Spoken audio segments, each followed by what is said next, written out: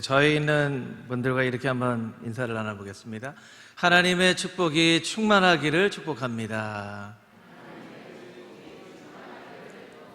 우리 다시 한번 옆에 있는 분들 바라보시면서요, 하나님의 은혜가 충만하기를 축복합니다. 이렇게 인사하겠습니다. 이 세상 사람들이 추구하는 복과 다른 하나님의 하늘의 축복이 충만한 금호중앙의 모든 성도님들과 가정들이 되기를 축복합니다. 아멘. 이번 주 암송구절 우리 먼저 암송하고 하나님 말씀 함께 나누도록 하겠습니다. 고린도후서 5장 17절 말씀 시작. 그런즉 누구든지 그리스도 안에 있으면 새로운 피조물이라. 이전 것은 지나갔으니 보라 새 것이 되었도다. 고린도후서 5장 17절 말씀. 아멘.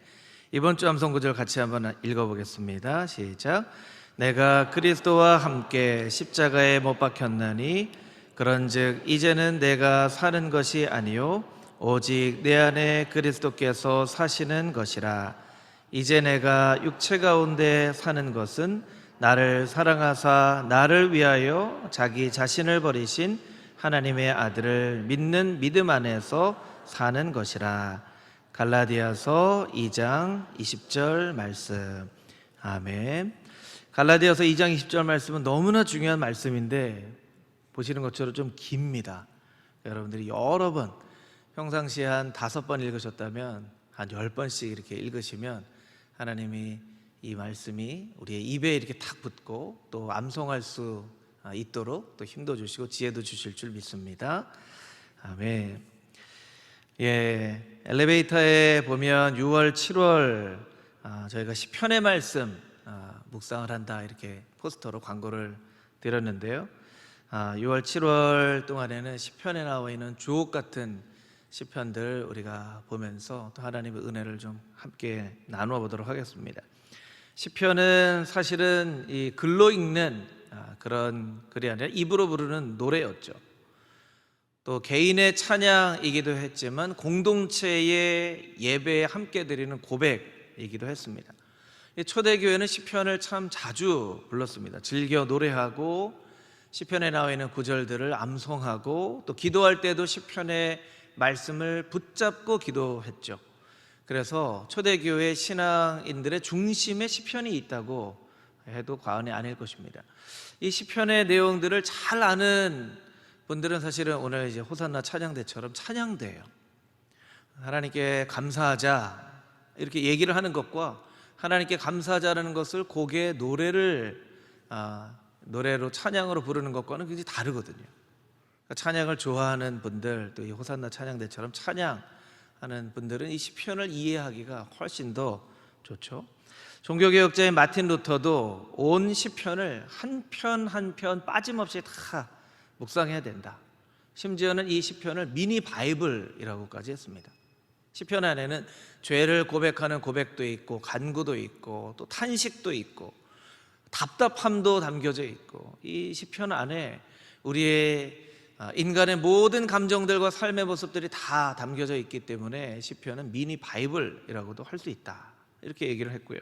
또 종교개혁자 중에 한 명인 장 깔뱅은 이 시편은 예배의 회중들이 반드시 섭취해야만 하는 영양식이다. 우리식으로 말하면 보약이라는 뜻이죠. 보약. 이 시편이 보약이라는 거예요. 여러분 6월, 7월 이제 날씨가 더워지는데 시편이 보약이라고 하는 깔뱅의 얘기처럼 보약을 먹고 또 여러분의 속사람이 더욱더 강건해지는 6월, 7월이 되기를 주님의 이름으로 축복합니다. 아멘. 우리 1편 말씀은 여러분들이 너무나 잘 하시는 말씀이에요. 너무나 잘하는 말씀이기 때문에 사실은 기대감이 그렇게 많지 않을 수도 있지만 새로운 마음으로 이 말씀을 한 2가지 메시지로 어떤 사람이 복 있는 사람인가 오늘 함께 1절부터 3절까지의 말씀 중심으로 좀 살펴보기를 원합니다. 먼저 1절 말씀 같이 한번 다시 읽어보도록 하겠습니다. 1절 함께 읽겠습니다. 복 있는 사람은 악인들의 꾀를 따르지 아니하며 죄인들의 길에 서지 아니하며 오만한 자들의 자리에 앉지 아니하고 오직 여호와의 율법을 즐거워하여 그의 율법을 주야로 묵상하는도다. 아멘. 시편 1편은 우리에게 이렇게 이야기해주고 있습니다. 복 있는 사람은 자기의 자리를 알고 지킬 줄 아는 사람입니다. 저를 따라서 같이 한번 해볼까요? 복 있는 사람은 자기의 자리를 알고 지키는 사람입니다. 할렐루야, 아멘. 이 1절에 나와 있는 복 있는 사람은, 이 복 있는 사람은요, 사실은 이렇게 표현하기보다 오, 당신은 복 있는 사람입니다. 조금 더 우리식으로 표현하면 와, 당신은 정말 복된 사람이군요. 제가 이제 막내인 예담이에게 가끔 그렇게 얘기합니다. 예담이는 진짜 똑똑하구나. 예담이는 그림도 잘 그리는구나. 예담이는 어떻게 이렇게 할 수 있어? 이런 얘기나 마찬가지예요. 하나님께서 아들, 딸 된 우리에게 야, 너 참 복된 사람이구나. 야, 그렇게 복된 사람이었어. 이렇게 얘기를 해주시는 것이 이제 시편 1편 말씀이고요. 예수님께서 산상수훈에서 팔복을 말씀하시죠. 그래서 어떤 성경학자들은 산상수훈은 시편 1편의 말씀으로 사람들을 축복한 말씀이다라고까지 이제 이야기를 하죠. 근데 1절에 있는 말씀을 잘 이해하기 위해서는 거꾸로 한번 이 말씀을 뒤집어 보면 1절에 있는 말씀을 더 자세하게 이해를 할 수가 있습니다. 1절에 있는 말씀 이렇게 반대로 해석할 수 있죠. 복 없는 사람은 근데 이제 복 없는 사람 하면 약간 이제 좀 약간 간이 안 들어간 그런 음식처럼 좀 그렇죠. 우리는 보통 복이 없다 할 때 어떻게 복이 없다 그러죠? 지지리도 없다 그러죠. 지지리도. 예. 복이 지지리도 없는 사람은 어떤 사람인가? 누군가의 꾀에 호기심으로 따라 듣고 또 누군가의 길에 구경꾼처럼 서 있다가 또 어떤 사람들과 함께 자리를 깔고 앉아 있는 사람이다. 반대로 표현하면 이렇게 해석을 할 수 있는 거죠. 이 누군가 어떤 사람입니까? 우리 1절에 보면 악인이라고 되어 있어요. 악인. 레샤임이라고 하는 악인은 비도덕적인 사람을 말합니다. 그리고 꾀는 아자트라는 건데 모략이라는 뜻이에요. 그러니까 모략은 좋은 뜻이에요. 그런데 레샤임, 악인이 잘못된 사람이에요. 여러분, 잘못된 사람에게서 나오는 좋은 꾀는 좋은 걸까요? 나쁜 걸까요? 나쁜 거죠. 나쁜 거예요. 그런데 이 모략, 꾀로만 보면 좋게 들린단 말이에요. 그러니까 우리가 실수할 수가 있다는 거예요. 그 꾀를 들으니까 이게 좋은 얘기 같아요. 이 사람이 악한 사람인지 비도덕적인 사람인지를 잘 살펴보지 않으면 그 사람 이야기만 들으면 이게 좋은 얘기 같다는 거예요. 그러니까 귀가 솔깃해지는 것이죠. 그래서 그 사람이 이야기하는 바가 무엇인지를 정확하게 알려면 그 사람의 말이 아니라 그 사람의 행동과 삶을 주목해보라, 이런 얘기가 있죠. 근데 우리는 때로 그 사람의 행동과 삶은 잘 주목해보지 않고 그 사람 얘기만 듣고 혹해서 잘못된 길로 걸어갈 수 있다는 것입니다. 여러분, 이 말씀이 얼마나 중요하냐면 죄를 짓는 건요, 누군가의 이야기를 듣는 것으로부터 시작된다는 거예요. 들을 수도 있고 듣지 않을 수도 있는 그 이야기, 어떤 사람의 이야기를 듣는 것으로부터 우리가 결심해서 죄 짓는 거 아닙니다. 내가 죄를 지어야 되겠다, 이렇게 해서 죄 짓는 거 아니에요. 그냥 누군가의 얘기를 내가 원하지도 않는데 이렇게 쓱 들었는데 쓱 들은 얘기가 나중에 죄를 저지르는 일이 된다는 거죠. 그러니까 듣는 것이 참 중요합니다. 듣는 게 참 중요해요. 코로나 시대를 살아가면서 우리가 이런 얘기 많이 듣죠. 이 코로나, 이제 코로나 이전으로 돌아갈 수 없을 수도 있습니다. 코로나 절대 끝나지 않을 수도 있습니다. 우리 평생 마스크 쓰고 살아야 될 수도 있습니다. 그럴 수도 있죠. 그런데 어떤 사람들은 또 그런 얘기를 해요. 참 힘들지만 조금만 견딥시다. 곧 끝날 겁니다. 좋은 때가 올 것입니다. 그런 얘기를 하는 사람도 있어요. 어떤 사람 얘기를 우리가 들어야 되겠죠? 어떤 사람 얘기를 들어야 되겠죠? 끝날 겁니다. 힘들지만 조금만 참읍시다. 이런 얘기 들어야 돼요. 근데 우리는 부정적인 이야기에 더 관심을 많이 갖게 돼 있어요. 사람의 마음이 부정적인 얘기, 안 끝날 거다, 이거 절대로 회복 안 될 거다, 평생 마스크 쓰고 살아야 될지도 모른다, 이런 얘기에 이렇게 관심을 더 갖게 된단 말이에요. 그러니까 우리가 우리의 마음을 이렇게 자연스럽게 놔두면 부정적인 얘기에 자꾸 관심을 가져요. 그러니까 우리의 이 부정적인 대로 가는 마음을 우리가 의지를 가지고 돌이켜서 아니야, 끝날 거야. 끝날 거야. 지금 어렵지만 조금만 참으면 끝날 거야. 좋은 때가 올 거야. 마스크 벗고 살 때가 올 거야. 이런 얘기를 의지적으로 귀담아 들어야 된다는 거예요. 여러분, 좋은 얘기에 귀담아 귀 기울일 수 있는 하나님의 복된 인생이 되시기를 주님의 이름으로 축복합니다. 이렇게 듣는 것으로 끝나면 좋을 텐데 듣는 것으로 끝나지 않고 그 길에 서게 된다는 거예요. 죄인들의 길에 선다. 죄인, 핫타임이라는 말로 범죄자라는 뜻입니다. 범죄자. 악인은 비도덕적인 사람이었는데 비도덕적인 사람이 이제는 범죄자가 됐어요. 이 길에 서다라는 것은 동일한 길을 걸어가는 거예요. 그냥 잠깐 어쩌다가 서 있는 게 아니라 계속 그 길을 함께 걸어가는 거예요. 잠깐 그렇게 서는 게 아니라 죄인이 걸어가면 같이 보폭을 맞춰서 이렇게 같이 걸어가면서 한참을 걸어가는 모습을 나타내는 것이죠. 이제 그렇게 살다 보면 이제 세 번째 단계가 됩니다. 오만한 자, 레침, 하나님을 모독하는 자예요. 자리에 앉다는 것은 습관으로 굳어져 버린 상태죠.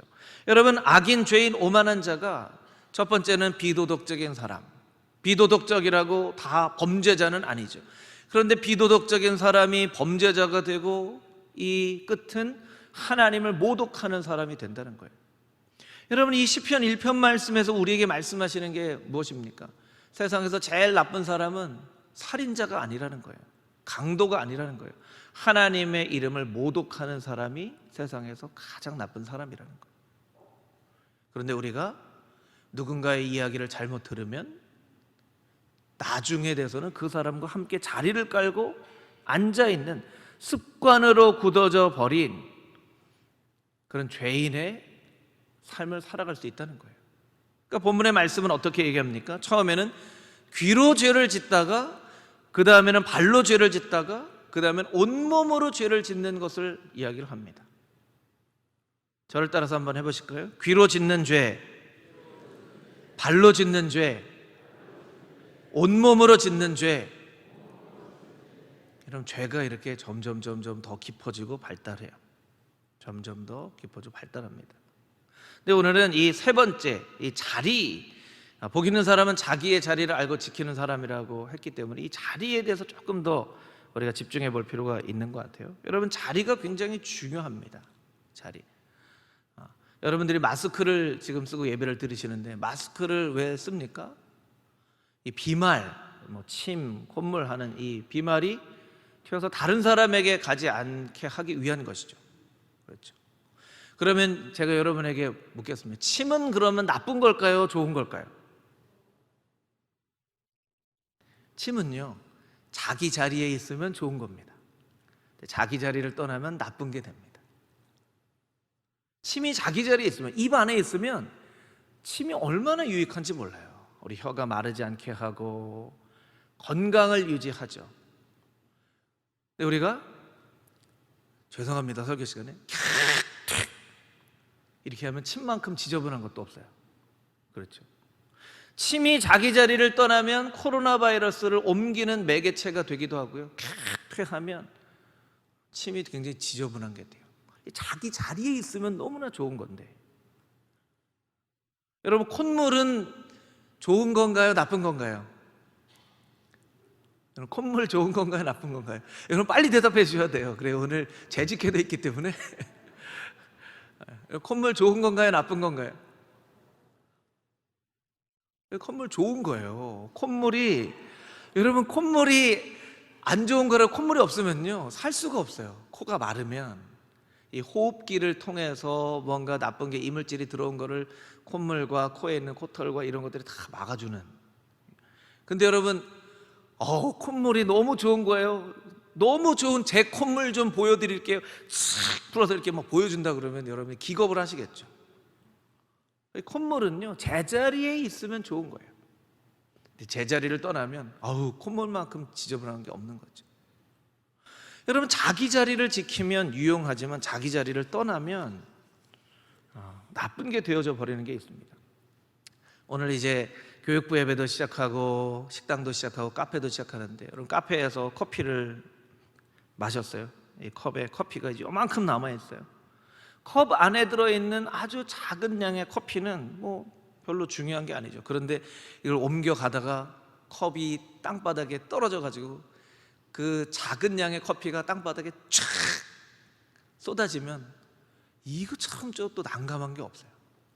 자기 자리 안에 있으면 아주 그냥 좋은 건데 떨어지면 이게 너무 지저분하죠.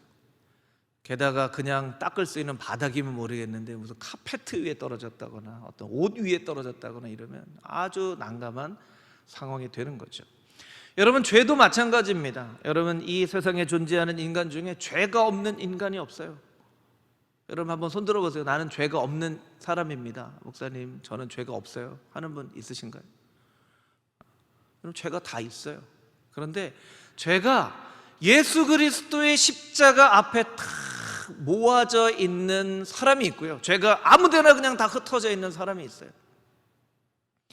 예수 그리스도의 십자가 앞에 죄가 모아져 있는 사람을 성경에서는 의인이라고 해요. 정말 의로워서 의인이 아니라 의롭게 여겨지는 의인이에요. 근데 죄가 여기저기 그냥 다 있어요. 이 사람은 너무나 큰 죄인이죠. 여러분, 우리에게는 죄가 있지만 우리가 우리의 죄를 십자가 앞에 다 내려놓으면, 주님, 저는 죄인입니다, 이 죄의 문제를 제가 해결할 수 없어서 예수 그리스도의 십자가 앞에 내 죄를 내려놓습니다. 그럼 예수님께서 너는 죄인이지만 네가 내 이름을 믿고 의지하고 십자가 앞에 죄를 내려놨으니 내가 너를 의롭다고 여기겠다 하는 거예요. 여러분, 이만큼 자리가 정말로 중요합니다.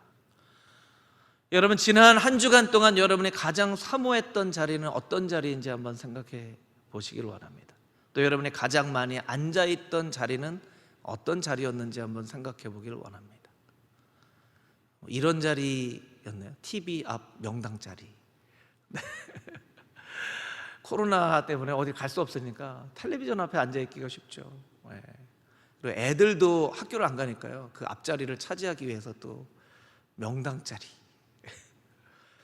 예배의 자리, 기도의 자리에 있어야 함에도 불구하고 예배의 자리, 기도의 자리를 사모하지 못한 우리의 모습이 있다면, 우리가 어떤 자리를 사모하고 있는데 어떤 자리에 가장 많은 시간을 보내고 있는지를 반드시 돌아볼 필요가 있다라는 것입니다. 여러분은 지금 회중의 자리에 앉아 계신데, 여러분이 앉아 있는 이 회중의 자리가 얼마나 은혜로운 자리인지 사실 여러분이 잘 몰라요. 사실 잘 몰라요. 그리고 어떻게 보면 일주일에 딱 이 예배 한 번 예배를 드리는데 벌써 약간 졸리우신 분도 있는 것 같아요.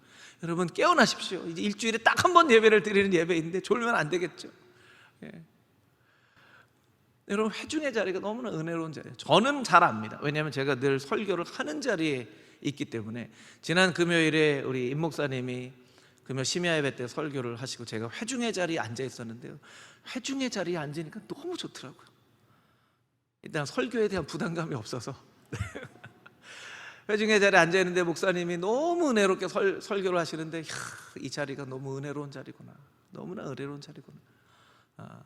너무 은혜롭게 설교를 하셔가지고요, 주보에 보면 이번 주에도 제가 설교로 돼 있는데 제가 한 주 더 설교하라고 제가 부탁을 드렸어요. 여러분, 금요 심야 예배도 여러분 많이 나와서 기도의 자리를 지키시기를 축복합니다. 여러분, 앉아있는 자리가 너무나 은혜로운 자리인데 사실은 잘 몰라요. 코로나 바이러스가 시작되고 나서 제 마음 가운데 하나님께서 좀 강단해서 무릎을 꿇고 기도하는 그런 마음을 주셔서, 저도 이제 오랫동안 무릎을 꿇으면 이제 무릎이 아플 나이가 이제 쫙 됐어요. 그래서 기도를 의자를 가지고 이제 강단에 새벽 예배 끝나면 앉아서 무릎을 꿇고 이제 기도를 하려고 합니다. 될 수 있으면 한 7시까지는 기도하려고 애를 씁니다. 모임이 있거나 약속이 있거나 뭐 피치 못할 사정이 있지 않고는 7시까지 있으려고. 기도가 잘 안 되는 날도 7시까지 그냥 기도의 자리를 지키려고, 기도의 자리를 지키는 게 내 기도다, 이렇게 생각을 하려고 합니다. 여러분, 오해하시는 성도님들이 있는데요, 목사님은 언제나 늘 기도가 늘 잘 되고 충만하겠지. 여러분, 그렇게 생각해 주시면 참 마음은 감사하지만 여러분, 저도 여러분하고 똑같은 인간이에요. 기도가 정말 잘 은혜롭게 되는 날이 있고, 정말 죄송하지만 기도가 막 안 나오는 날도 있고, 기도가 참 힘든 날도 있고 그래요. 그런데 그냥 기도의 자리를 앉아 있으려고 노력을 합니다. 기도의 자리에 앉아 있는 게 내 기도다, 이렇게 생각하려고 합니다. 여러분에게 정말 간절한 기도의 제목이 있으신 분들은 이 새벽 예배 이 단 앞에 방석을 좀 갖다 놓을게요. 와서 무릎을 꿇고 단에서 기도하면 조금 마음이 다릅니다. 간절한 기도가 나오게 됩니다. 여러분, 이 자리, 여기는 목사님만 기도하는 자리 이렇게 생각하지 마세요. 여러분이 천국은 침노하는 자의 거라고 말씀하셨죠. 여러분이 단 위에 올라오셔서 무릎을 꿇고도 한번 기도해 보십시오. 간절한 마음으로 기도하는 기도가 됩니다. 여러분, 찬양하는 자리, 여러분 이 호산나 찬양대가 늘 아름다운 찬양으로, 정말 영감 있는 찬양으로 예배를 섬겨주시는데요, 여러분 2부 예배 나오시는 분들 중에 그냥 정말 저 찬양하는 자리에 내가 있을 수 있다면 하는 분들이 있다면, 여러분 용기 있게 문을 두드리십시오. 용기 있게 문을 두드리십시오. 예배 회중의 자리에 앉아있는 것도 참 중요하지만, 여러분 찬양하는 자리에, 이 찬양하는 자리는요 원래 성경대로 보면 천사들의 역할을 찬양대가 하는 거예요. 아셨나요? 천사들의 역할 대신하는 거. 천사들이세요, 천사들. 그래서 원래는 중세나 이 전통 교회는 찬양대가 이 회중석 위나 위에 있었죠. 그래서 하나님의 말씀을 대신해서 성가대가 성도들을 축복하는 그 자리였던 거예요. 여러분, 호산나 찬양대 이 자리가 지금 코로나 때문에 찬양대도 사회적 거리를 두고 있지만, 이 호산나 찬양대의 자리가 정말 꽉 차서 앉을 자리가 없을 정도로 찬양대가 부흥할 수 있게 되기를 주님의 이름으로 축복합니다. 아멘. 여러분, 예배를 드리러 나오는 것도 중요하지만 저 찬양의 자리, 저는 찬양을 잘 못하지만 저 찬양의 자리를 사모하여서 제가 저 자리에 앉아서 하나님을 찬양하기 원합니다. 여러분, 지금 설교를 들으면서 마음에 감동이 있으신 분이 있으시면, 여러분 오늘 예배 마치고 바로 우리 지휘자님이나 우리 성가대 찬양대원에게 말씀해 주세요. 찬양의 자리를 여러분 앉아보세요. 하나님이 주시는 은혜가 다릅니다. 찬양의 자리, 기도의 자리. 우리 교사들, 오늘 자녀들 예배 드리기 시작하는데 우리 교사들도 참 부족합니다. 부족해요. 교사의 자리, 봉사하는 자리. 여러분, 복 있는 사람은요 자기가 있어야 될 자리를 알고 그 자리를 지키는 사람이에요.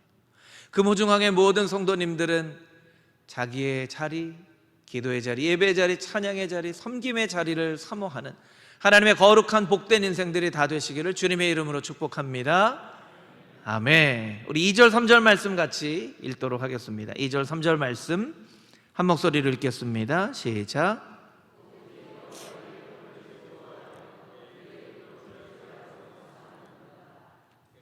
시냇가에 심은 나무가 철을 따라 열매를 맺으며 그 잎사귀가 마르지 아니함 같으니 그가 하는 모든 일이 다 형통하리로다. 아멘. 두 번째, 복 있는 사람은 말씀의 은혜를 공급받는 사람입니다. 우리 같이 한번 따라해 볼까요? 복 있는 사람은 말씀의 은혜를 공급받는 사람입니다. 복 있는 사람은 말씀을 즐거워하고 밤낮으로 묵상하고, 마치 시냇가에 심은 나무가, 여기 심은이라는 이렇게 돼 있지만 심겨진이라는 뜻이에요. 심겨진. 시냇가에 심겨진 나무처럼 은혜를 공급받고, 3절 하반절 맨 끝에 있는 말씀처럼 그가 하는 모든 일이 다 형통하리로다. 그가 하는 모든 일이 다 형통하리로다. 이럴 때 아멘 하셔야죠. 아멘. 하나님, 이 말씀 내 말씀 되기를 원합니다. 내가 하는 모든 일들이 다 형통하게 되기를 소망합니다. 아멘. 아멘. 근데 이 형통하게 되리라는 것이 소망이나 구호로 끝날 때가 많아요. 왜 소망이나 구호로 끝나게 되죠? 말씀의 은혜를 공급받지 못하니까. 원하기는 원하는데 말씀의 은혜를 공급받지 못하니까 그냥 원하기만 하고 끝나는 거예요. 여러분, 제자들이 예수님 곁에서 기도하려고 했었어요. 기도하려고 하는 마음이 없었던 것이 아닙니다. 마음으로는 원이로되 육신이 약하다고 말씀하셨죠. 마음은 있어요. 마음은 있어요. 여러분, 나중에 우리 모두 한 명도 빠짐없이 하나님을 만나게 될 텐데, 하나님 아시죠? 제 마음이 있었던 거, 제가 막 예배의 마음도 있었고 섬김의 마음도 있었고 선교의 마음도 있었고 그 마음 많았던 거 아시죠? 예수님께서, 하나님께서 말씀하시는 거예요. 나는 네 마음보다 네 삶이 궁금하다. 여러분, 우리 마음만 많이 있으면 뭐합니까? 그에 따르는 삶이 있어야죠. 근데 우리가 살지를 못해요. 말씀의 은혜를 공급받지 못하기 때문에 그렇습니다. 여러분, 본문의 말씀에 있는 말씀을 즐거워하다라는 것은 심령의 깊은 곳으로부터 우러나오는 그런 소망과 즐거움을 말해요. 여러분, 밥 먹는 게 혹시 즐거우세요? 여러분, 밥 먹는 게 즐거우신가요? 즐겁죠. 밥 먹는 게 즐겁다고 하시는 분들은 조심하셔야 돼요. 살찌기가 쉽습니다. 밥 먹는 게 즐거운 일이에요. 즐거운 일이지만 식사를 준비하는 아내나 엄마의 입장에서 보면 밥 먹는 게 늘 즐거운 일만은 아니죠. 때로는 힘든 일이기도 하고 숙제이기도 하고 때로는 고역이기도 하죠. 그래서 밥을 먹는다고 주로 하지만 어떤 때는 한 끼를 때웠다 이렇게 얘기를 하기도 합니다. 여러분, 그런데 하루만 굶어보면 밥 먹는 것에 대한 이 생각이 달라집니다. 한 3일만 금식을 해보면요, 이 위장과 입의 모든 감각이 밥 먹는 것에 잘 집중이 돼요. 제가 30대 초반에 이 다른 교회에 있을 때 청년들하고 아프리카 선교를 한 달 정도 갔다 온 적이 있었는데요, 한 3일쯤 지나니까요, 모이라고 하지도 않았는데 저녁 때 자발적으로 집회가 생겨지더라고요. 무슨 집회냐면요, 한국 가서 먹을 음식 고백하는 간증 집회. 3일쯤 되니까요, 저절로 모여가지고요, 나는 한국 가면 냉면 먹을 거야, 냉면. 옆에서 아멘, 그래요, 아멘. 냉면 먹어야지. 냉면은 물냉면이지 무슨 얘기야, 비냉이지. 냉면은 평양냉면이야, 함흥냉면이야, 어디 가면 냉면이야, 어디. 옆에서 난 떡볶이. 누가 모이라고 하지도 않았는데요, 저녁 때만 되면 한국 가서 먹을 음식. 근데 제가 깨달은 게요, 나는 한국 가면 크림 파스타를 먹을 거야 이런 애는 한 명도 없더라고요. 나는 피자 먹을 거야 이런 사람은 한 명도 없더라고요. 한국 사람은요, 어려서부터 김치 떡볶이 먹고 자랐기 때문에 정말 한 3일 정도 굶으면요, 그 예전에 먹었던 그런 음식이 김치찌개 이런 게 막 먹고 싶은 거예요. 그렇죠. 이 즐거워하다라는 것은 무엇이냐면 마음속 깊은 곳에서 우러나는 즐거움이에요. 어떤 경우에 보면요, 우리가 말씀이 너무 많아서 말씀의 즐거움을 몰라요. 말씀을 강제적으로 한 달쯤 절대로 읽지도 못하게 하는 상황에 가면 말씀에 대한 마음이 좀 달라질 거예요. 우리의 마음이. 여러분, 미국 사람의 84% 정도가 자기가 크리스찬이라고 대답을 한다고 합니다. 84%의 크리스찬들 중에 70% 정도가 매주 교회에 나간다고 이야기를 해요. 여러분, 그 가운데 당신은 그러면 성경을 읽습니까? 하는 질문에 단 18%만 성경을 읽는다고 대답을 했어요. 그 스스로 84%의 크리스찬이라고 얘기하는 사람 중에 82%는요, 성경을 1년 내내 한 번도 읽지 않는 크리스찬인 거예요. 여러분, 그럼 그 사람에게 말씀의 은혜의 능력이 공급이 되겠습니까? 공급이 안 되는 거예요. 이런 크리스찬들은 그냥 구호로, 소망으로 끝나버리는, 그냥 제자들이 예수님과 함께 기도해야 되는데 하는 마음만 있는 크리스찬들이 되어지는 거예요. 유럽의 경우는 더 심각합니다. 유럽인들 중에 15%만이 예배를 드린다고 대답을 했고요, 영국에는 한 달에 한 번 정도 예배를 드릴 수 있는 사람이 11%밖에 안 된다고 합니다. 마틴 루터가 종교개혁을 일으켰던 독일은 8%밖에 되어지지 않는다고 해요. 그런데요, 너무나 놀라운 일은요, 뉴에이지, 신비종교, 주술, 타로점 이런 잘못된 것들은요, 점점 더 부흥을 하고 있습니다. 여러분, 이게 남의 나라 얘기만은 아닙니다. 우리가 말씀을 즐거워하지 않는 말씀의 은혜를 공급받지 않는 백성이 되어지면 우리의 미래도 얼마 되지 않아 이런 모습이 되어지기 쉽습니다. 톨스토이의 얘기를 여러분에게 들려드리고 설교를 마치려고 합니다. 여러분 톨스토이 다 아시죠? 러시아의 대문호 톨스토이는요, 어려서부터 가족이 다 크리스찬이었어요. 이런 얘기를 합니다. 10대에 교회를 떠나서 55세에 다시 교회로 돌아오는데요, 톨스토이가 쓴 신학론이라는 책에 보면 이런 이야기가 있습니다. 지나간 55년간 살아오는 동안 내 인생의 최초 15년간의 소년기를 제외하고는 나는 인생의 안식을 경험하지 못했다. 안식을 알지도 못한 채로 살아왔다. 내가 18살 되던 해에 한 친구가 나에게 와서 신이 인간을 만든 것이 아니라 인간이 신을 만들었다고 나를 설득하였다. 나는 그 말이 진리라고 생각했고, 그래서 어렸을 때부터의 종교, 나의 가족의 종교인 기독교를 떠나기로 결심했다. 나는 종교를 포기하는 것이 진정한 자유를 얻는 길이라고 생각했다. 심지어 종교는 속박이로까지 생각했다. 그러나 이제 내 나이 55세, 나는 내가 버린 어머니의 품과 같은 신앙의 품으로 돌아온다. 나는 종교로 돌아오는 것이 아니라 나는 그리스도에게로 돌아온다. 그리고 나는 이 예수님 안에서 다시 참된 안식을 발견하게 되었다. 여러분, 놀라운 일은요, 톨스토이가 거의 40년 가까운 시간을 신앙을 떠나서도 살았다는 거예요. 안식 없이도 살았다는 거예요. 뭐 살아가는 삶이 다 그렇지 뭐.